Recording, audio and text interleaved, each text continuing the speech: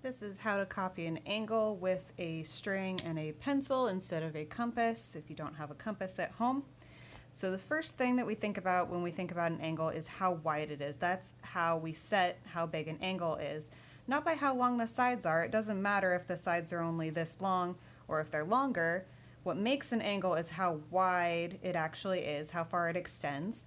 So the first thing we're going to do is we're going to start by creating our initial side, our new initial side of our new angle. So I'm going to just create a line segment.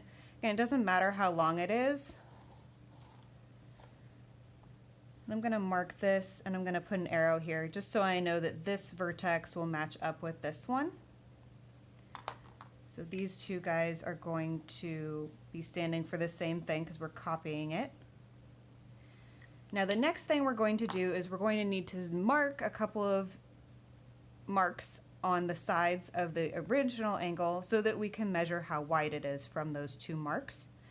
So when I do that, I'm going to take my pencil and my string. Again, you want the string to be pretty close to the end of the pencil, so I just have it around the little lead piece. Maybe that's too blurry. And I'm going to place my nail on the string. And again, you don't want it to be super far, but you don't want it to be super close either. You want it to be a pretty comfortable distance, maybe like this. And we're going to create an arc. And again, when you're copying, it's all about keeping the lengths the same. So then I'm going to move this over here, keeping the length the same, nice and tight. And I'm going to make this arc bigger than the original one, just to make sure that I have it big enough that I'm going to be able to mark this width on this arc. So now the only thing left to do is figure out how far this length is and then mark it on our new one. To do that, again, we're going to take our string and pencil, and I'm going to place my pencil on one end, or one of those intersections, and extend the string to the other end. It doesn't matter which one you measure from and to, but when we transfer it, we're going to be placing the string end over here so that our pencil can mark on the other side.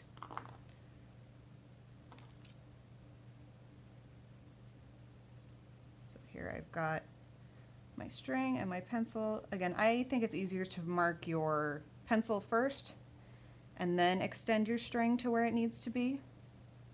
Again, nice and tight, hold it nice and tight, and then we're going to transfer it. Again, try not to change the length of the string as you go. And then I'm just going to mark how wide the angle was from that intersection on the initial side of the new angle that we're doing. Now the last thing to do,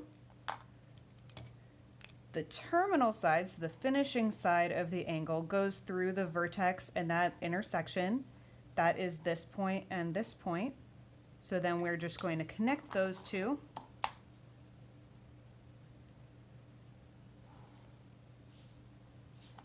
And theoretically, we've copied the angle. Hopefully it's close enough with our string and pencil.